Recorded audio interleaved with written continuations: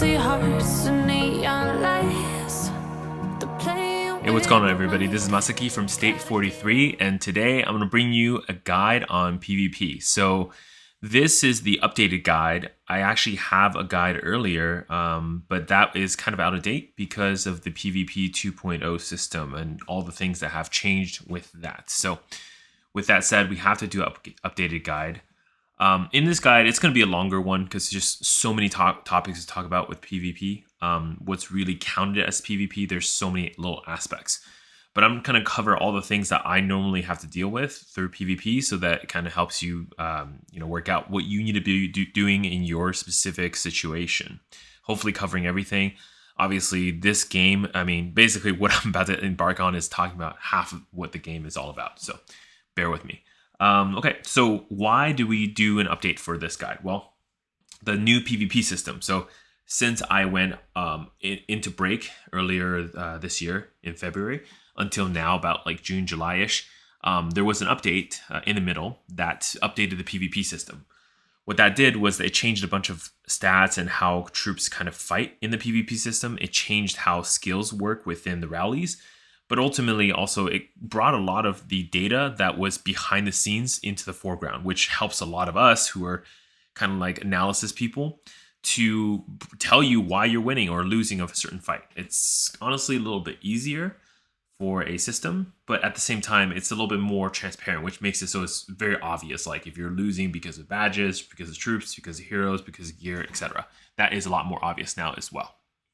Okay, so starting off at the top, if you're new, what is PvP? PvP is all forms of player versus player interaction.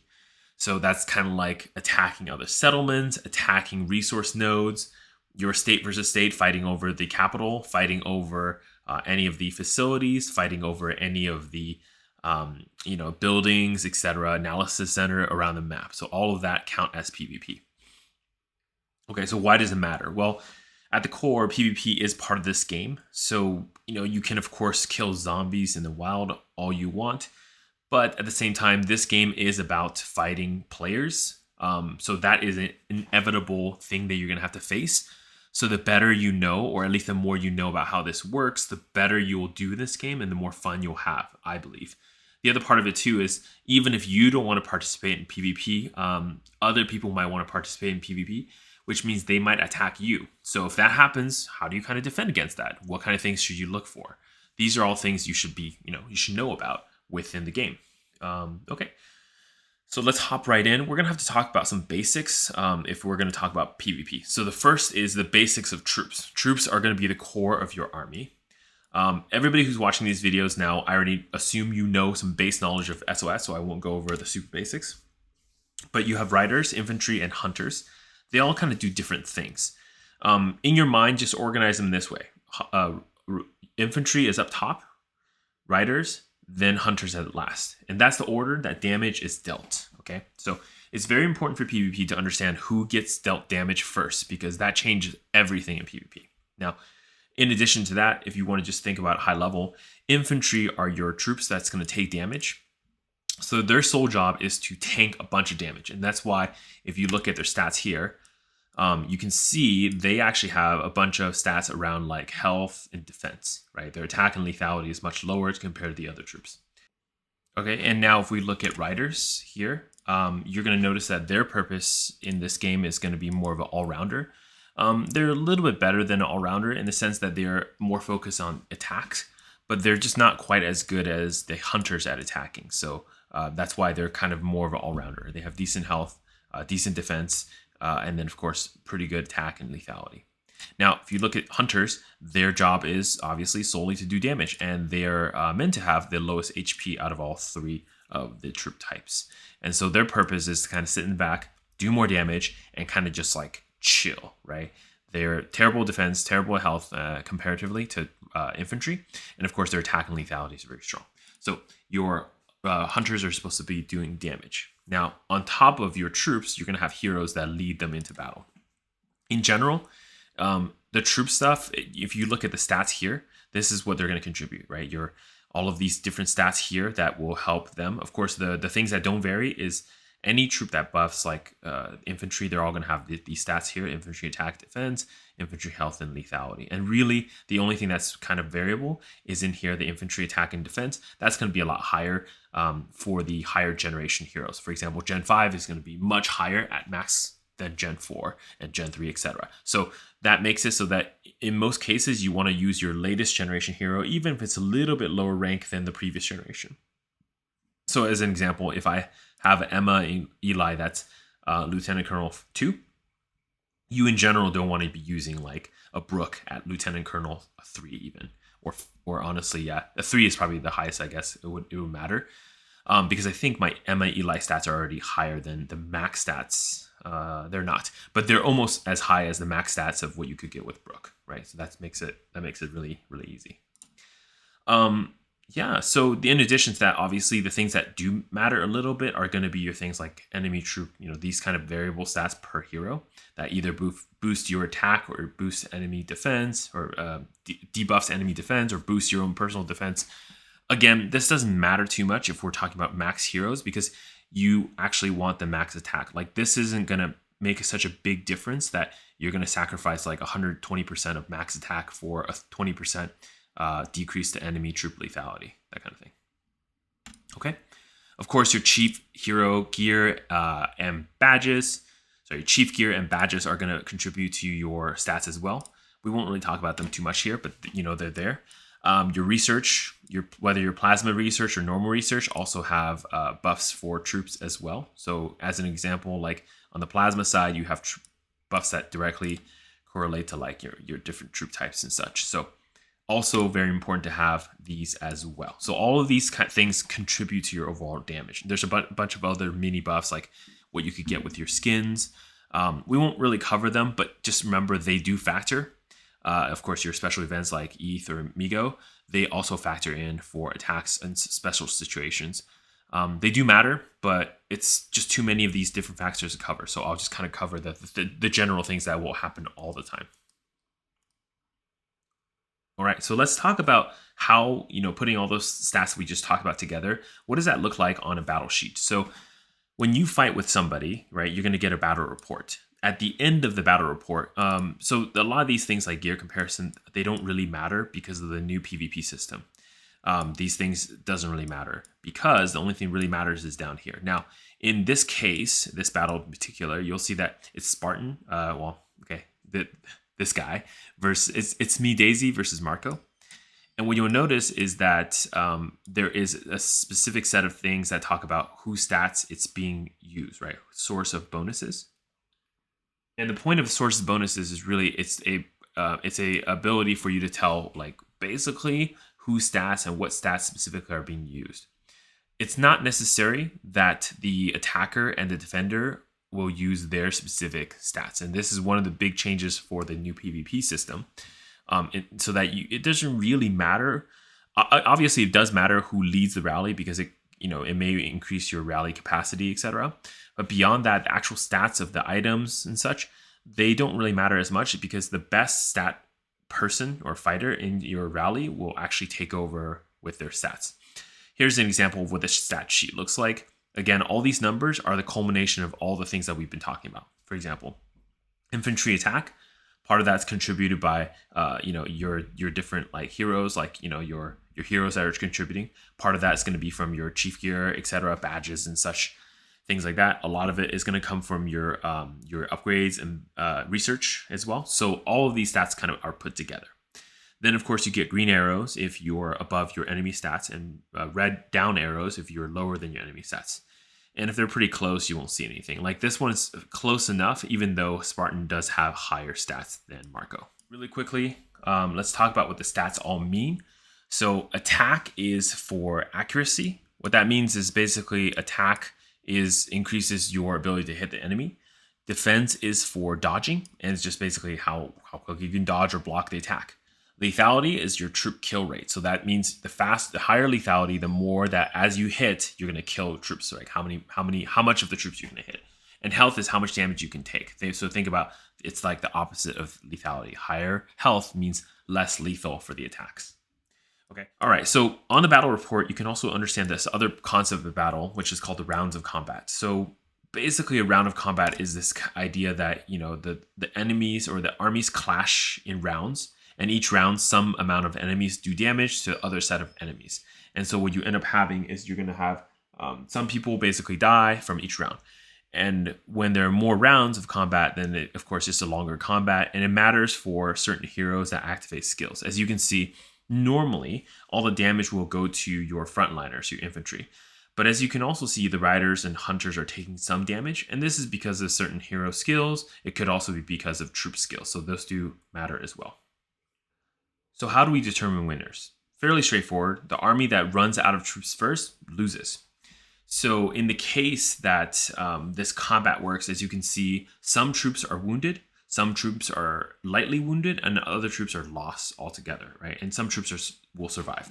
Usually, the only troops that will survive are from the side that wins, so whether it be attack or defense. And of course, if you have troops that are wounded, those go in your hospital. The lightly wounded, they just go back to your base, but then they heal up immediately right away. You won't even really see that happen. For the losses, though, that's where troops are going to go into enlistment or potentially just lost forever. So we'll cover how that works in a little bit, but that's what you should understand about this chart. In general, though, more tanks to soak up damage will help you win the battle, and more DPS to deal damage will help you, of course, win the battle. And you kind of want to balance both sides of that equation. You don't want to have only tanks because then you won't do enough damage. You don't want to have only DPS because, honestly, your DPS won't do any damage if they're dead already, right? And that's why the troop formation that, you know, pretty much all of my state uses is the 60-10-30. So that's 60% infantry, 10% rider, and 30% hunters. Of course, in your specific formation or whatever could be a little bit different, but I suspect it will be something close to that because that has been shown many, many battles that it's a very optimal composition.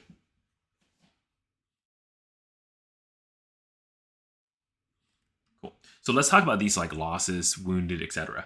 And to talk about that, we have to talk about how the rules work. So in this game, there's two sides of the battle. It's called the attacker and the defender rule. Don't get confused with the title. Just because it's called attacker rule does not mean every single time you attack, this rule applies to you. It only applies in certain situations. So I'll kind of cover those. On the attacker rule side, attacking settlements, attacker rules apply. Attacking a Alliance HQ or Alliance Tower, the attacker rule applies. And attacking and defending, so this is attacking and defending, level 4 analysis centers, attacker rules apply. Now, I think that's a bug, but I'm not really sure. Maybe the game it has intended this way, so that the level 4 analysis centers are fought with more care.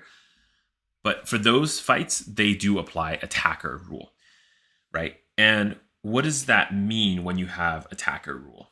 So in case of attacker rule, whenever you attack and troops are lost, so in the case of you see losses, they actually just disappear altogether, right? And for attacker rule, troops don't have to fill the hospital before they go to loss.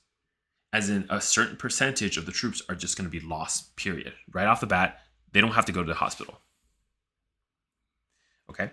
And then let's talk about defender rule. So pretty much defender rule applies to everything else that I have not mentioned in the above.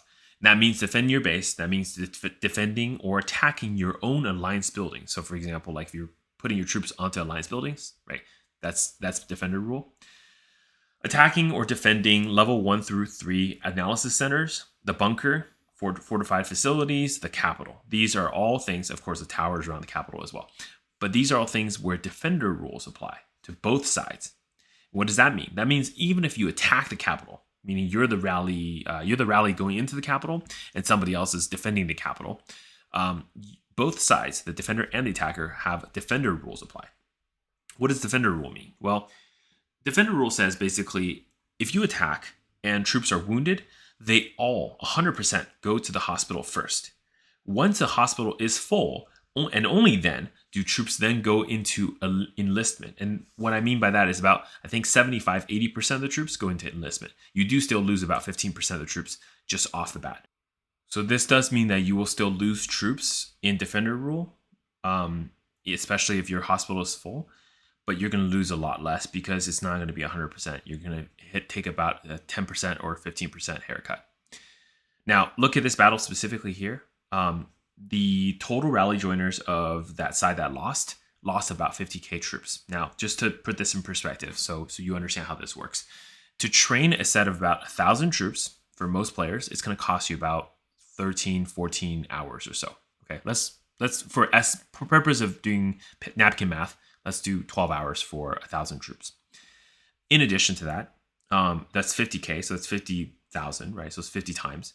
Now there's 24 hours in a day, so let's just divide that by half, so it's 25. So it takes 25 days to train 50k troops. So just put that in perspective, understanding that losing 50k troops, especially late game, is not trivial because these troops do cost a lot of resources to build, but also time. Time is a very valuable resource in this game. So understanding how this works, understanding how to not lose your troops or save your troops really helps. Now, in this case specifically, this is a defender rule. So these 50k probably went into enlistment. So realistically, you may have lost like about 10k.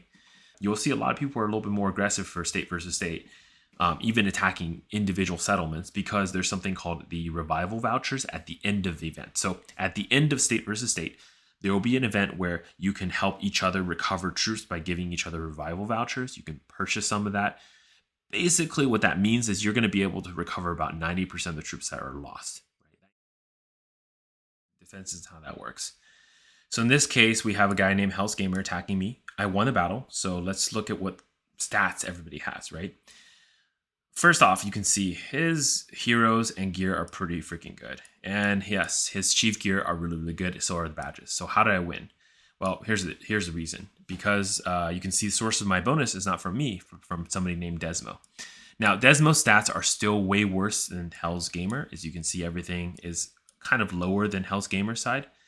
But this highlights a really important point of this game, is defense has a huge advantage. On solo attacks, defense basically can use their entire settlement, all the troops, to fight against your set of troops. In this case, he's limited to 186,000 troops. I can have infinite. I could have 2 million troops sitting at home. I could have 2 million plus another million of reinforcements from my friends. And he will have to kind of beef over all those troops. And while he's doing it, right, this is reservoir raid, so it doesn't quite work the same, but while he's doing it, he's going to have to incur troop loss if he's attacking into this from normal circumstances, right? So this is why it really does matter. Now, if you think about how this works, as you can see, he has way better stats than me, and he is kind of hitting me and trying to burn me down with his troops. But even after 3 attacks, he's still not able to break my defenses, even though his stats are way better. And just this is what I really want to highlight, this fact is defense is super, super, super advantageous against attack. So in your case, if your ally is being attacked, etc., go help them, send your troops in, make sure you use the right formation, but send your troops in and defend for them. The more you do this, of course, if you're playing Reservoir Raid, you're going to get more points for just doing this, defending your allies. Okay. Let's look at a couple larger battles like a rally. So as an example, let's look at this one from Goku, right? So this is an attack from our side, a rally victory against Goku. Troop count wise, pretty even. Item, heroes, etc., pretty even, right? So how did we win this? And even if you look at the losses, it's actually fairly even for this battle. It's a very close one. Here's the chief gears, fairly even as well, right? So how do we win? Well, the first thing you can see is all of our stats are just slightly better. And this does make a huge difference in the actual battle, right? And number 2 is the composition of the troops. So let's look at the comps of both sides. We actually have less infantry, right? But we have a decent amount of hunters. Again, this is the beauty of the 60-10-30, right? They have more infantry. So technically, they should be able to withstand more fights. But the problem is infantry actually don't do damage. So if they move this 80,000 of extra riders here into hunters, so they have 280,000 hunters, this will be a much closer fight. But as you can see, we're wearing down their side way faster than they can wear down our side, even though we have like way less, 50k less infantry. And once your infantry falls, the entire battle's over. So this is how it works for these rally attacks as well. And of course, going down, you can see the bonuses are coming from one player. The stats for the hero skills are also coming from just your rally leader, so you don't have to worry too much about like, you know, who you're sending anymore for these attacks. Okay, so let's look at like what good assessment look like. So this guy, Angel KP. First, you want to do is you want to understand about how much resource you're looking at to get, because if you're not going to get enough resources, it's really no reason to even attack, right? Because why lose troops for nothing? The second piece is kind of understand their gear a little bit, where they're at, you know, the tiers of their troops. Usually, if you have higher tier troops, you're going to win. That's just how it's going to work. And then, of course, I look at the spread. So it's not just that he has higher tier troops, but you see he has a nice spread of everything, which means the lower we get here, the less these matter for combat. Like effectively, he has 400k troops, but realistically, the only things that's really going to matter is this top here and maybe up to T7 here. So really, if you factor in all these troops, that's like about 200k troops, right? And I have plasma troops, so of course I attack into this, and of course it's a pretty decisive victory for me, and that also yields a ton of resources for you as well, right? So let's end this video on a couple pro tips I can give you. So the first thing is understand how basically you can attack and use the formations that don't allow you to lose troops. And what I mean by that is don't use your top tier infantry. So one of the pet peeves I have is I basically, you from the Intel events, you can get like free T6, T7, I think, T8, sometimes even infantry. I don't upgrade those. I just kind of save them. And the reason I save them is because if I'm attacking somebody and I kind of know that I'm going to win and win by a large margin, what I end up doing is I don't actually send my T10 infantry.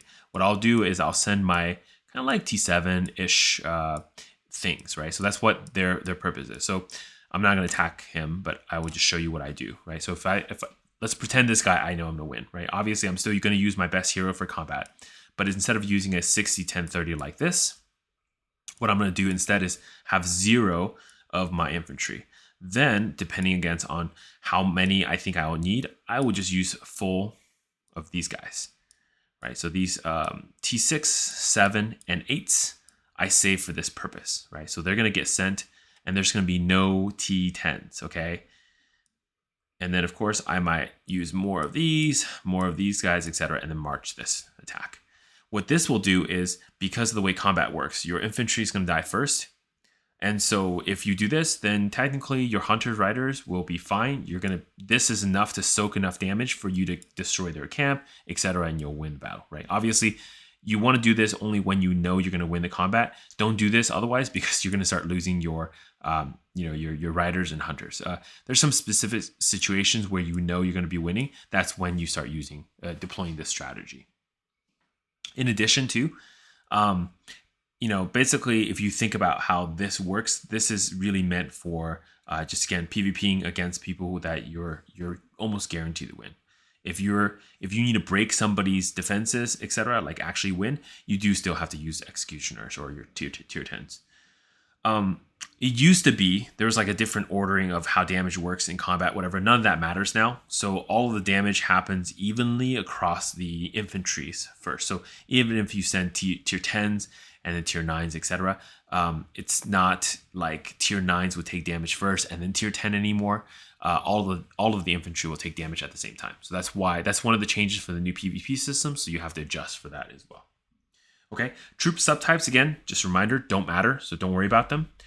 In general, riders suck. They're not really going to do much for you. So don't use them for PvP as much. Check your formation. 60, 10, 30 is golden. It is the best formation you can use in the game. So again, just really quickly to remind everyone, the easiest way to set a 60, 10, 30, and this isn't like exact, but what you can do is you drag this down to, so that this number here, 14, is about 10% of your total march. Then you drag this dial all the way up. And that's a pretty close approximation to 60, 10, 30. This one might be a little bit more heavier on the hunter because the standard distribution they give you is about 33% across the board. So this is more like a 67, 10, 33. But it's close enough, and this is a really easy thing you can do. Okay, so one last tip I can give you is that if you want to build what we call a wall, the way you do it is this. So first you set up a recon jammer. So one of these, set up for 2 hours, however long you're going to need it for. Then you have your entire alliance, especially higher tier, higher level troops reinforce your base. So you really take full reinforcements. It could be like almost 1 million of those troops. Then you port yourself over to somewhere super dangerous, right? For example, in Reservoir Raid, I like to put myself in front of like 7 or 8 5 stars. And I'm a juicy target. If they scout me, they're not going to get any information. So a lot of times it makes the 5 star, 6 star, whatever, want to attack me, which is great because I'm provoking the attack.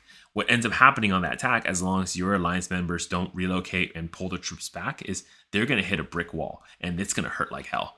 So that's a really fun strategy to use. You can use that in PvP. You can use that in Reservoir Raid. It really doesn't matter where you use it, but it's just something that I think it's a classic. A lot of people don't know about it. So, okay, this is Masaki from State 43. I really hope, long video today, but I really hope you learned something. I hope, your PvP will just feel a lot more natural to you after this guide, and I think you'll have a lot more fun.